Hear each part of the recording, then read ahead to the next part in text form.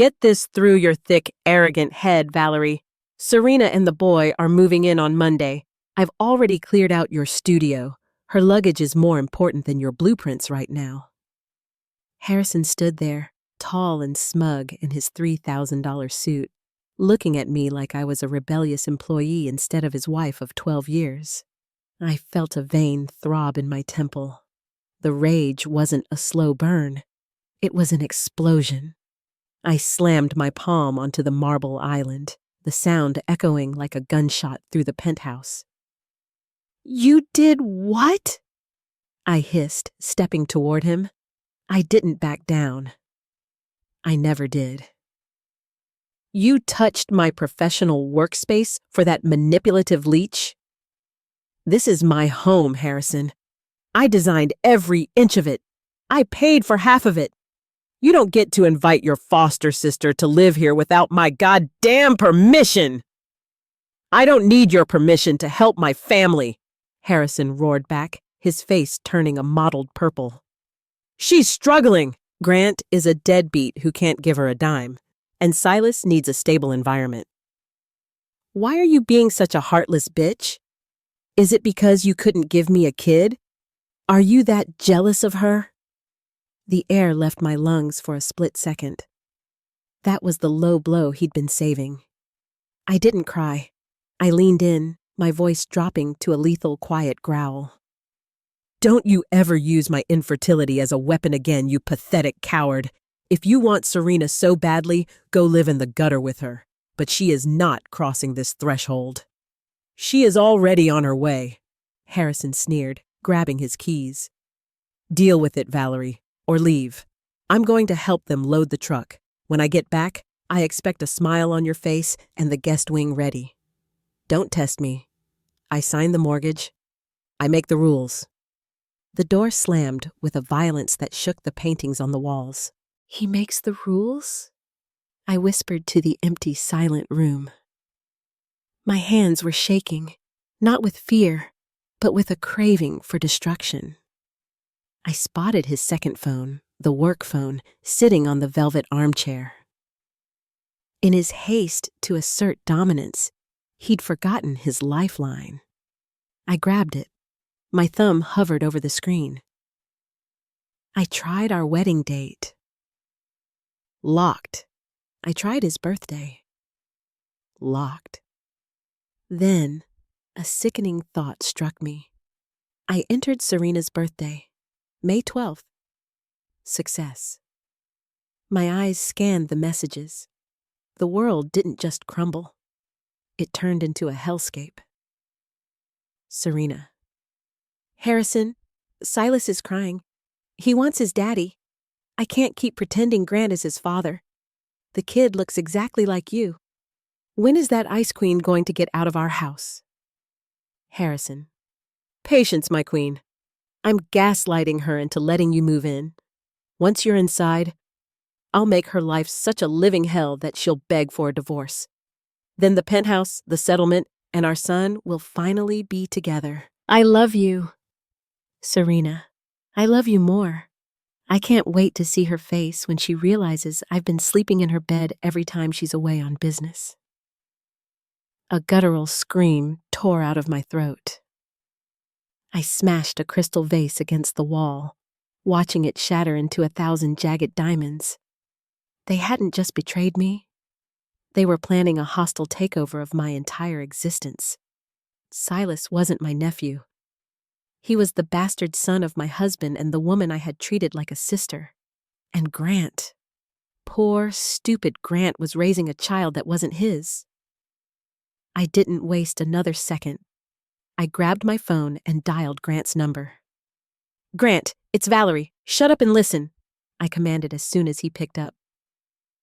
"Valerie, it's nearly midnight. What's going on? Serena said she's moving to stay with you guys for a bit because..." "Serena is a lying whore, Grant, and my husband is the father of your son!" I screamed, the words sharp enough to draw blood. "Check your iPad, check the cloud, or just come here and read the text on Harrison's phone. They are moving in here to replace me. They think we're the idiots, Grant. Are you going to be an idiot? Silence. Then, a broken, raspy voice. What? Get your truck. Now. I barked. I'm an architect, Grant. I know how to tear a building down. We have 4 hours before they get here. I'm selling everything in this house. The furniture, the appliances, the art. I want this place as empty as Harrison's soul. You want in? Or are you going to keep playing daddy to a traitor's brat? I'll be there in 10 minutes, Grant growled. And I'm bringing the heavy tools. I hung up, looking at the $18,000 designer sofa and the $10,000 chandelier. My face twisted into a dark, predatory smile. You want the house, Harrison? I whispered, grabbing a crowbar from my toolkit. You can have the house, but you're going to be sleeping on the damn concrete. The doorbell didn't just ring. It demanded entry. I threw the door open to find Grant standing there, his face a mask of shattered glass and raw fury. He was still wearing his work boots, smelling of sweat and betrayal. In his hand, he clutched a tablet. I checked the cloud, Valerie, he said, his voice sounding like gravel being crushed. The photos. There are photos of them. In our bed. In your bed. For years. Welcome to the club, Grant, I said, stepping aside. I was already wearing my leather work gloves. I looked like a woman ready for a funeral or a riot. You have 2 choices. You can go find Harrison and catch a murder charge, or you can help me strip this place to the studs and make sure they don't have a chair to sit on when they arrive to claim their throne. Grant looked past me into the sprawling, luxurious living room. His eyes landed on the $18,000 Roche-Beaubois sectional sofa, Harrison's pride and joy. How much for all of it? Grant asked, a dark light flickering in his eyes. I don't want your money, Grant. I want their money. I've already posted a flash estate sale on an elite interior design forum. Cash and carry. Professionals only. They're arriving in 30 minutes. I told them $20,000 takes everything but the walls. 20,000? Grant scoffed. Valerie, there's $100,000 worth of designer crap in here. I don't care about the market value, I snapped, my voice cracking with a frantic, sharp energy. I want it gone. I want Harrison to walk into a void. I want Serena to realize that the luxury life she's been dreaming of just evaporated into thin air. Every piece of furniture in here was chosen by me, bought with my bonuses. It's mine to burn. Then let's get to work, Grant said, pulling a drill from his belt. We moved like a demolition crew. There was no conversation, only the rhythmic whir-whir of the drill and the heavy thud of drawers being emptied. I didn't pack Harrison's clothes. I threw them into heavy-duty trash bags like they were biohazardous waste. When I reached our bedroom, I saw the silk sheets, the ones Serena boasted about sleeping in. I didn't just strip them. I took a pair of fabric shears and shredded them into ribbons. Valerie, the first buyer is here, Grant called out from the foyer. I walked out, shears still in hand, looking like a vengeful spirit. A woman in a sharp trench coat stood there, looking at the chaos with wide eyes. I'm here for the entire unit deal, she said, clutching a designer briefcase. Is it true? Everything for 20 grand? The art, the appliances, the furniture? Everything, I said, pointing to the living room. But you have 3 hours to get it out of here. If it's still here when the sun comes up, I'm throwing it off the balcony. Do we have a deal? She opened the briefcase. It was filled with stacks of $100 bills. I have a moving crew downstairs in a semi-truck. They're ready. Start with the bed, I said, a cold, jagged smile spreading across my face. I want the bed gone first. As the movers swarmed the apartment like locusts, I sat on the kitchen counter, watching my life being dismantled piece by piece. Grant stood next to me, watching them carry out the dining table where we had hosted 100 fake dinner parties. What are you going to do when he gets here? Grant asked quietly. I'm going to watch him realize that he's nothing, I replied. He thinks I'm the weak link. He thinks because I couldn't have a child, I'm some broken vessel he can just discard. He's about to find out that when you lose everything, you become dangerous. My phone buzzed. A text from Harrison. Harrison. We're leaving Serena's now. Silas is excited about his new room. Don't make a scene, Valerie. Just be a big person for once. I looked at the empty space where our sofa used to be. I looked at the bare wires hanging from the ceiling where the chandelier had been ripped out. Oh, Harrison, I whispered. I'm going to be the biggest person you've ever met. I turned to Grant. He's on his way. Are your bags packed? I left everything at the house. Yes, Grant said. I'm never going back. I'm staying here to see his face. Good, I said, hopping off the counter. Because the finale is about to begin. The penthouse felt like a hollowed-out ribcage. As the last of the movers hauled the Sub-Zero refrigerator into the service elevator, the sheer scale of the void hit me. Usually, these high ceilings and floor-to-ceiling windows projected power. Now, without the rugs and the designer lamps, the space felt skeletal, cold, dead. Last load is down, ma'am, the mover said, wiping sweat from his brow. He looked at the $20,000 in cash sitting on the kitchen island, the only piece of furniture left because it was bolted to the floor. You're sure about the light fixtures? Even the Swarovski chandelier? Take it, I snapped, my eyes fixed on the door. If it can be unscrewed, unplugged, or unbolted, I want it in your truck in 3 minutes. Grant walked back from the bedroom wing, carrying his heavy-duty toolkit. He looked at the bare wires hanging like umbilical cords from the ceiling. Valerie, you're leaving him absolutely nothing. Not even a light bulb? He told me I was a cold-blooded statue, Grant, I said, my voice as sharp as a serrated blade. I'm just living up to the reputation. I want him to walk into a cave. My phone vibrated, a FaceTime call from Serena. I answered it with a predatory smirk. Her face filled the screen. She was in the back of Harrison's SUV, looking radiant and smug. Behind her, in a car seat, was Silas. The boy had Harrison's exact jawline. A fresh wave of nausea hit me, but I didn't flinch. Valerie, we're 5 minutes away, Serena chirped, her voice dripping with fake honey. I hope you've cleared out the guest suite. Silas is so tired, and he needs to settle into his new big boy room. Oh, don't worry, Serena, I said, my voice smooth as silk. The room is more spacious than it's ever been. There isn't a single thing in your way. Good.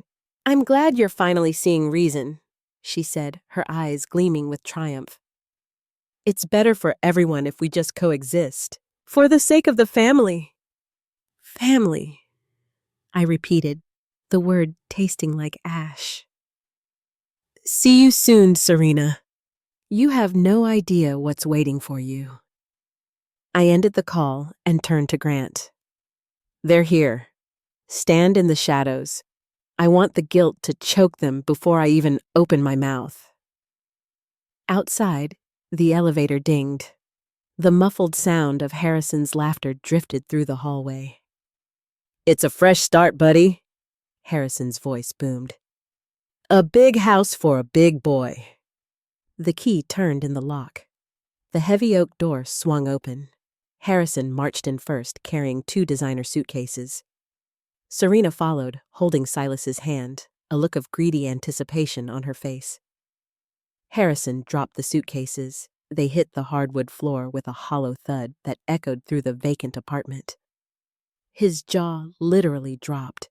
The $18,000 sofa? Gone. The $30,000 entertainment system? Gone.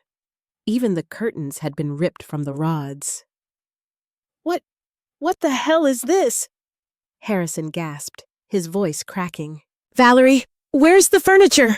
Where is my life?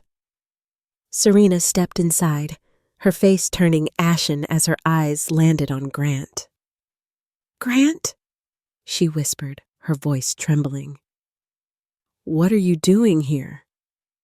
"The house is empty, Serena," Grant said, stepping forward with a low, terrifying growl. "Just like this place, and just like your soul." I took a slow sip of my scotch and set the glass on the bare counter. "I sold it all, Harrison. You said you make the rules because you signed the mortgage? Well, I bought the contents, and I decided to liquidate. Happy move-in day." The silence in the room was so thick, it felt like it was drowning them. Harrison stood frozen, his eyes darting from the bare wires in the ceiling to the $20,000 stack of cash on the counter. He looked like a man who had just stepped off a cliff and hadn't hit the ground yet. You psychotic bitch!" Harrison finally erupted, his voice bouncing off the empty walls. "That was my furniture. That was my collection. You had no right to touch a single chair." "Actually, Harrison, I have every right," I said, leaning back against the marble island, crossing my arms. "Check the prenuptial agreement your firm drafted so carefully. Assets acquired via personal bonuses and professional earnings remain the property of the individual. I bought every stick of furniture in this house with the commissions from my skyscraper projects. You spent your money on suits, scotch, and, well, we both know what else you spent it on now, don't we?" Serena was clutching Silas so hard the boy began to whimper. "Harrison, do something. Where is Silas going to sleep? He's exhausted. You promised us a home. Grant, tell her to stop." Serena turned to her husband, her eyes filling with those practiced, manipulative tears. "Valerie has gone crazy. She's destroying everything." Grant didn't move. He looked at Serena as if she were a specimen under a microscope. "I'm not telling her a damn thing, Serena. I'm just wondering how you looked me in the eye every morning for 5 years while you were carrying his child. Did you laugh at me? Did the two of you sit in this very room, on the sofa she just sold, and joke about how stupid I was?" "Grant, honey, no, it's not like that," Serena stammered, her voice failing. "Don't honey me!" Grant roared, the sound making Harrison flinch. "I've been a father to that boy. I've worked 12-hour shifts to put food on the table for a child that isn't mine. And you? You were planning to move in here and play house with your real family?" I stepped forward, closing the distance between me and Serena. She tried to shrink back, but there was nowhere to go, no sofa to hide behind, no curtains to shield her. "You wanted my life, Serena?" I asked, my voice a terrifying whisper. "You wanted the designer kitchen and the view of the Boston Harbor? Well, here it is. It's empty, it's cold, and it's exactly what you deserve. You're not moving into a guest wing, you're moving into a crime scene of your own making." Harrison tried to regain some of his pathetic dignity. "Enough! Valerie, I'm calling the police. This is theft. You've stolen my property." "Go ahead, Harrison. Call them," I challenged, sliding his work phone across the bare marble toward him. "While they're here, we can show them the messages on this phone. The ones where you admit to fraud, to hiding assets, and to planning to illegally evict your wife. I'm sure the Bar Association would love to see how one of their top lawyers conducts his private business." Harrison's hand stopped inches from the phone. He knew he was trapped. His face went from red to a sickly pale gray. "What do you want?" he hissed, his voice trembling. "I want you to sign the quitclaim deed to this penthouse, today. And I want you to take your mistress and your secret son and get out," I said, my voice as hard as granite. "If you don't, I'm not just selling the furniture. I'm selling your reputation. By tomorrow morning, every partner at your firm will have a copy of those texts. Every client will know you're a liar. You'll be lucky if you're allowed to practice law in a strip mall." You wouldn't, he whispered. Try me, Harrison. I've already lost my marriage. I have nothing left to protect but my pride. And I'm feeling very, very expensive tonight. What's this? He asked, his fingers trembling as he opened it. The divorce papers, I said. Uncontested. You waive all rights to this property, the offshore account in the Caymans I know you've been hiding, and you walk away with your clothes and your car. In exchange, I don't hit send on the email I've drafted to the senior partners at Miller & Associates. Serena stepped forward, her face twisted in a mask of desperation. Harrison, you can't sign that. Where are we supposed to go? Grant has locked me out of the house. I have Silas. We have nothing. I turned my gaze to her, my eyes as cold as a Boston winter. That sounds like a you problem, Serena. Maybe you should have thought about Silas's housing situation before you decided to play musical chairs with my husband. Valerie, please! Serena cried, reaching out to grab my arm. I recoiled as if she were a venomous snake. Don't touch me! You spent 5 years pretending to be my sister while you were systematically trying to dismantle my life. You don't get to ask for please anymore. Grant stepped out of the shadows, his presence looming over the small, broken group. She's right, Serena. I'm done. I've already called my lawyer. I'm filing for a paternity test and a full annulment. I want no part of you, and I want no part of Harrison's kid. Silas began to wail, the sound echoing off the bare walls, making the tension even more unbearable. The boy was confused, hungry, and exhausted, but in that moment, my heart was a fortress of ice. He was the innocent casualty of their war, but I couldn't let his tears soften the blow they deserved.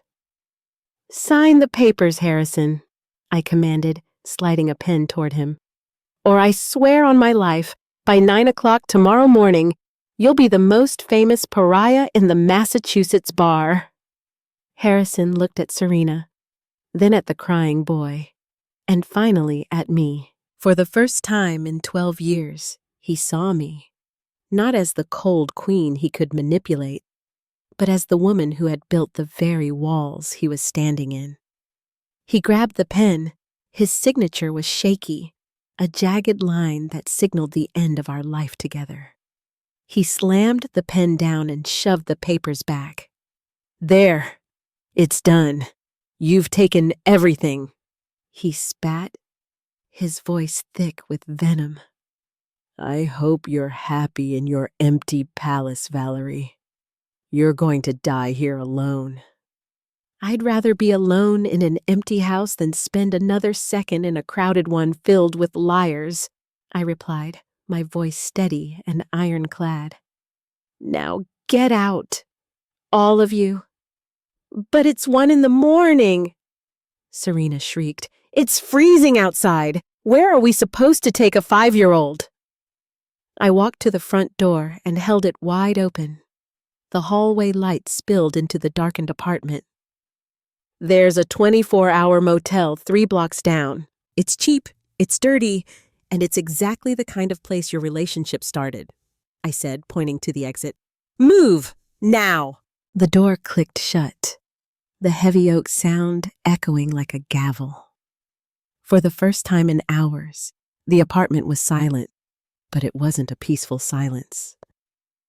It was the ringing stillness that follows a massive explosion. I leaned my back against the door, my legs finally beginning to shake. The adrenaline that had fueled my rage was starting to recede, leaving behind a cold, hollow ache. I looked at the vast, empty expanse of the living room. It was exactly what I wanted, a blank slate, but the sheer emptiness was suffocating. Grant was still standing by the kitchen island, his head bowed. He looked like a man who had survived a shipwreck, only to realize he was stranded on a desert island. They're gone, Grant, I said, my voice sounding thin and metallic in the vacant space. He looked up, his eyes bloodshot. I keep hearing his voice, Valerie. Silas. Every time he called me Dad, I felt like the luckiest man on earth. And it was all a script. A 5-year-long play directed by my wife and your husband. I walked over to him, picking up the stack of cash. I pulled out $5,000 and pushed it toward him. "What's this?" he asked, frowning. "Your share of the liquidation," I said. "You helped let me move the furniture. You helped me break the foundation of their lie. Take it. You'll need it for the lawyers and the new place."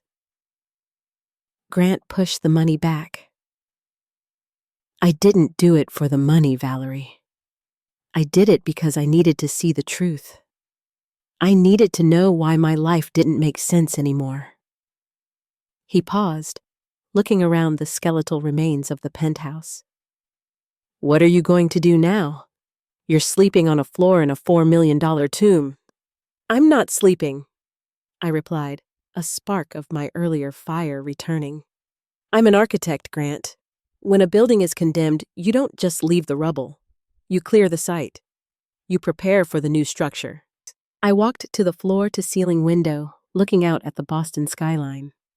The lights of the city twinkled like indifferent diamonds.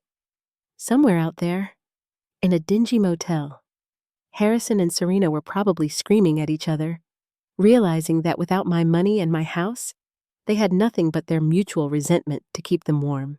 "I'm going to redesign this entire place," I whispered, more to myself than to him. New walls, new colors, no traces of Harrison, no memories of the woman who pretended to be my friend. "You're a hell of a woman, Valerie," Grant said, a faint, tired smile touching his lips.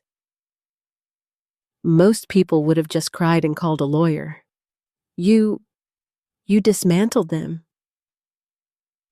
"I'm not finished," I said, turning back to him. "Harrison thinks he walked away with his reputation intact because he signed those papers. He thinks the uncontested part means I'll keep his secrets forever." Grant squinted at me. "You aren't going to send the emails?" "I didn't say that," I replied, a dark smile playing on my lips. "I promised not to send them if he signed. He signed. But I never said anything about the anonymous tip line for the IRS regarding his offshore accounts, or the package I'm sending to Grant's divorce attorney that will somehow leak to the press." The rage hadn't vanished. It had simply evolved. It was no longer a wild fire. It was a controlled industrial furnace. "Go home, Grant," I said softly. "Get some rest. Tomorrow is day 1 of the rest of our lives." He nodded, picked up his toolkit, and walked toward the door. As he left, he stopped and looked back at the empty room. "It's a lot of space to fill, Valerie." "I've got plenty of materials," I said. Once the door closed behind him, I finally let myself collapse. I sat on the cold, hard floor in the center of the room. I didn't cry. I just sat there, breathing in the smell of dust and floor wax, staring at the permanent marker scrawl on the spot where the sofa used to be. I was Valerie Vance. I built skyscrapers, and tonight I had successfully demolished a monster. The first light of dawn crawled across the bare hardwood floors like a silent intruder. I hadn't slept. I had spent the last 4 hours sitting on the floor, leaning against the cold marble of the kitchen island, watching the city wake up. In the movies, this is the part where the heroine cries until her mascara runs, clutching a bottle of wine. But I just felt sharp. My mind was a blueprint, and I was marking every flaw in the old structure with red ink. My phone chimed, a text from an unknown number. Unknown. "You think you've won, Valerie? Silas is shivering in a room that smells like cigarettes and mold. He's an innocent child. How can you be so heartless?" I didn't need a caller ID to know it was Serena. She was still trying to use the child as a shield, still playing the victim in a tragedy she had written, produced, and starred in. Me.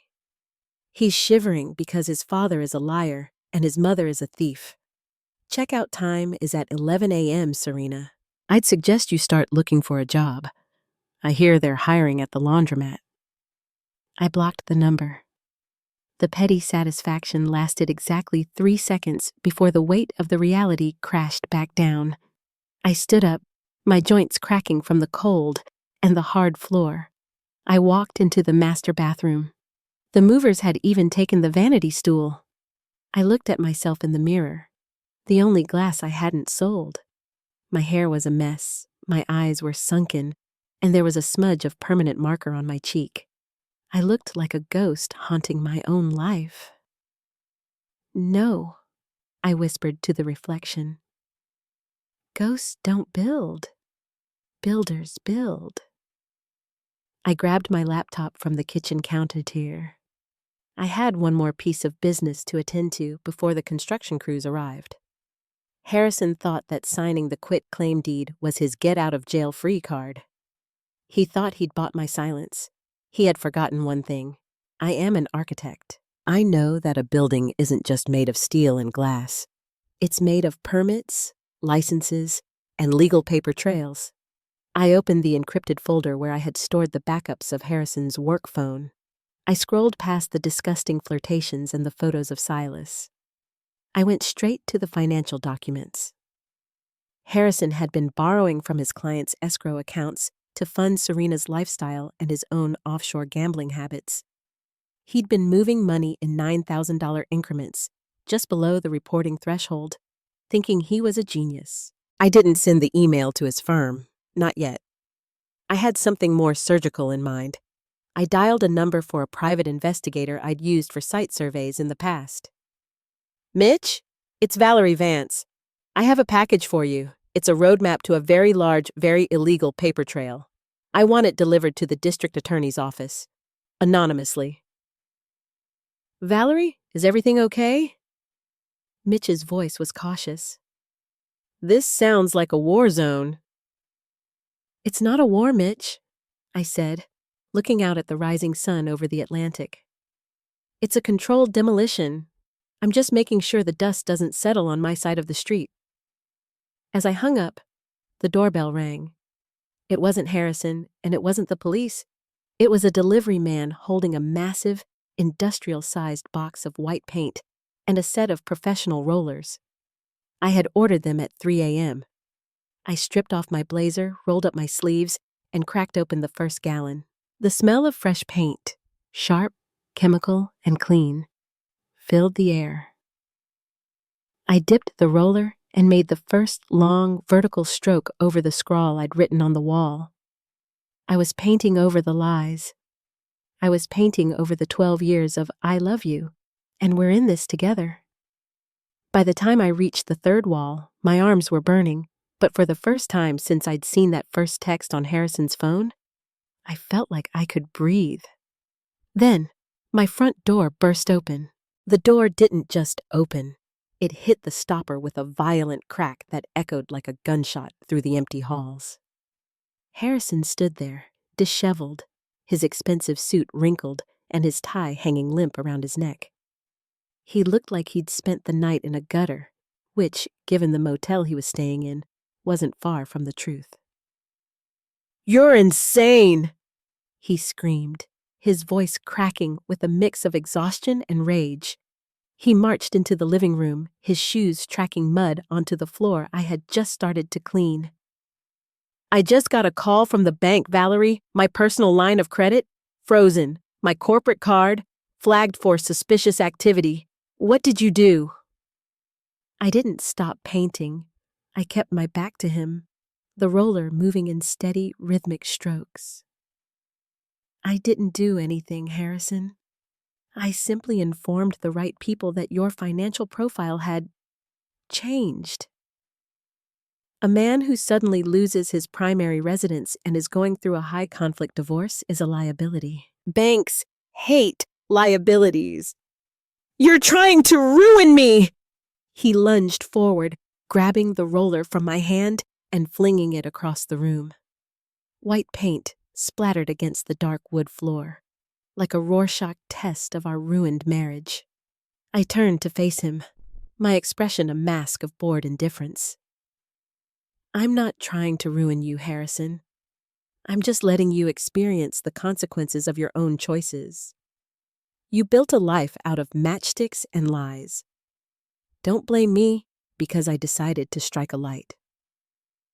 Serena is hysterical, he yelled, stepping into my space, his breath smelling of stale coffee and desperation. Silas is sick. The motel is a dump, and I don't have access to my funds to move them. Do you want a 5-year-old to suffer because you're pissed off at me? Stop using that boy as a human shield, I roared, finally losing my composure. The anger I'd been channeling into the paint boiled over. You didn't care about Silas when you were using him as a tool to gaslight me into letting your mistress move in.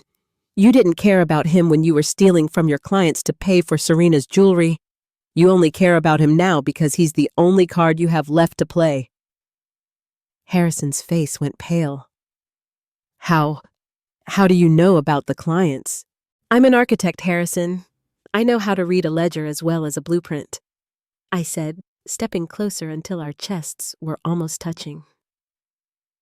I have everything. The offshore transfers, the consulting fees you paid to Serena's shell company, all of it. If you ever set foot in this building again, or if you even think about contesting the divorce, that folder goes to the district attorney.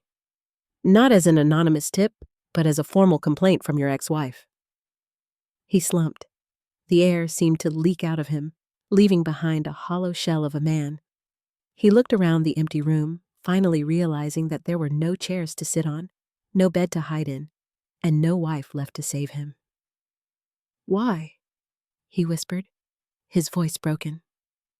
12 years, Valerie. We had a life. No! I corrected him, picking up a rag to wipe the paint from my hands. I had a life. You had a long-running performance. The performance is over, Harrison.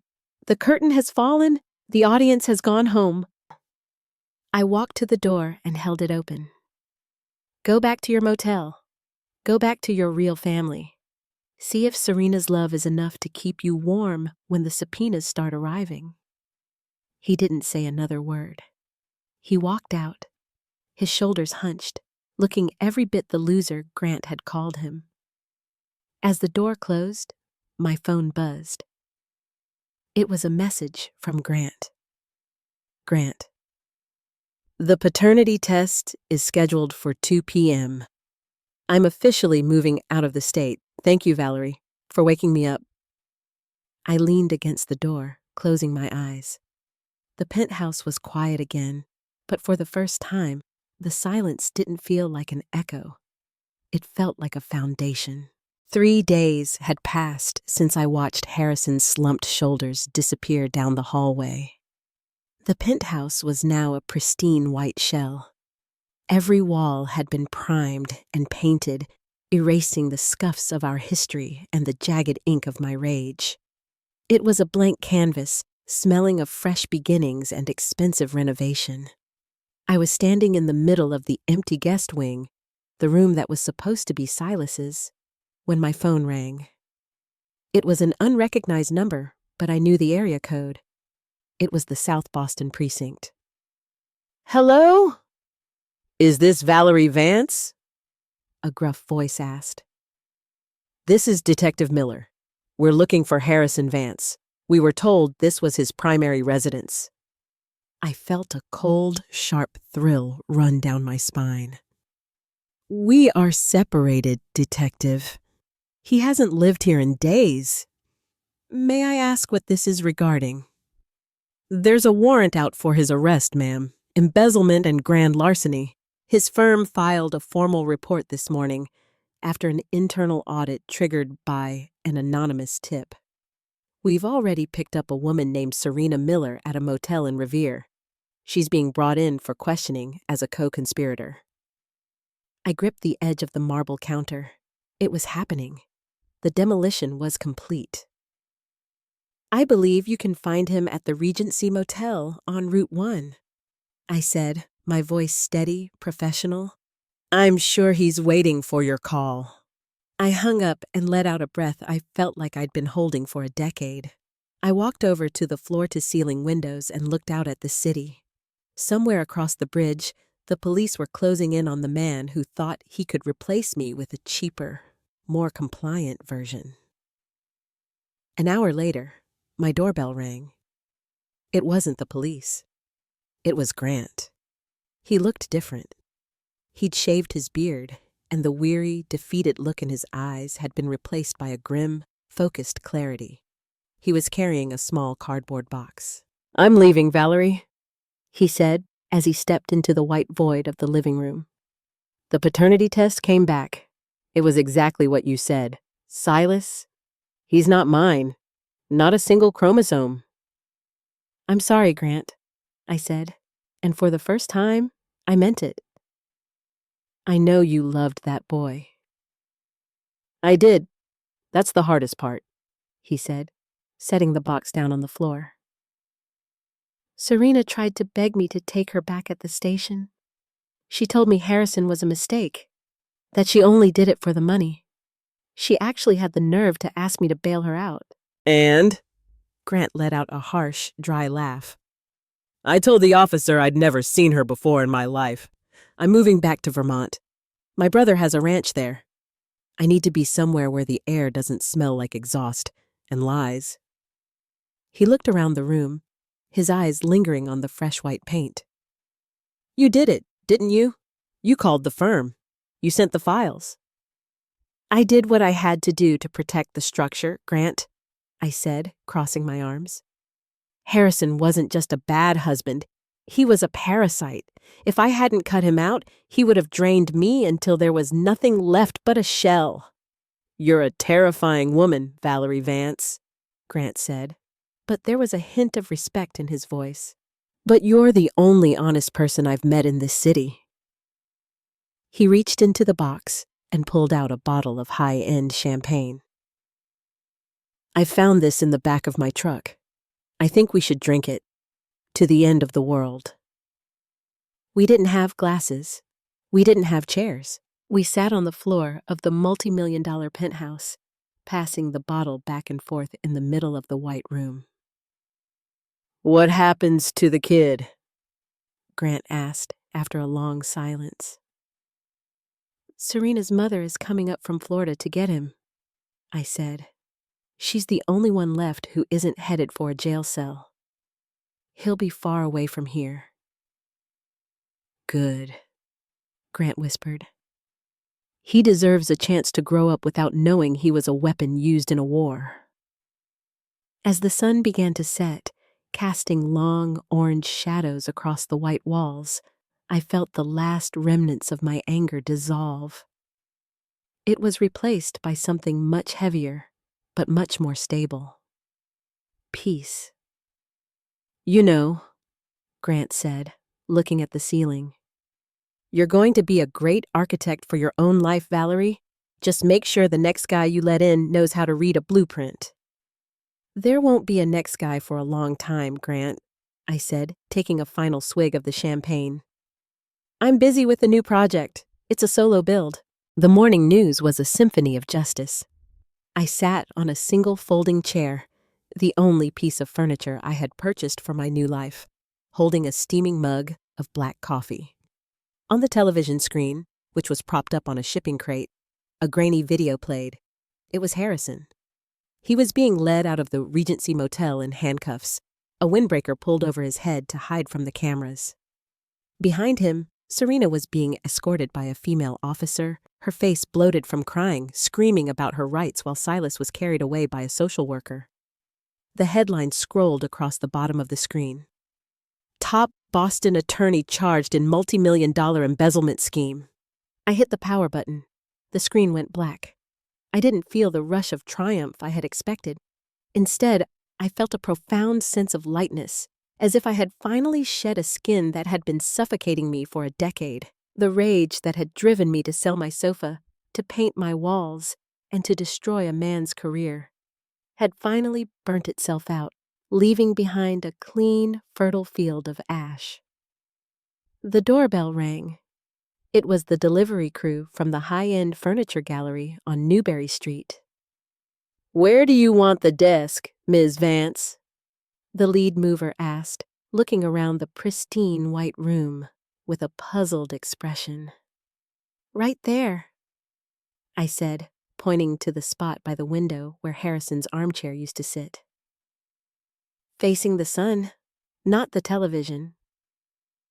I watched as they brought in the new pieces, not the heavy, dark mahogany Harrison had loved, but light oak, glass, and steel. Minimalist, sharp, transparent. I was rebuilding the penthouse to reflect the woman I was now, not the wife I had tried to be. By noon, my new studio was complete. I sat at my new desk and opened my laptop. I had an email from the senior partner at Harrison's former firm. "Valerie, we are deeply saddened by the revelations regarding Harrison. The audit is ongoing, and we appreciate your cooperation. We also heard you're looking for a new firm to handle the structural design for the wharf project. We would be honored to have you." I deleted the email. I wasn't looking for a firm. I was starting my own. I walked to the center of the living room. The echo was gone, replaced by the soft hum of the city and the scent of new wood. I pulled a small silver key from my pocket, the key to a safe deposit box I'd kept hidden for years. Inside was the $20,000 from the furniture sale, plus the settlement from the offshore accounts I had successfully reclaimed during the divorce proceedings. I wasn't just starting over. I was starting ahead. I stepped out onto the balcony.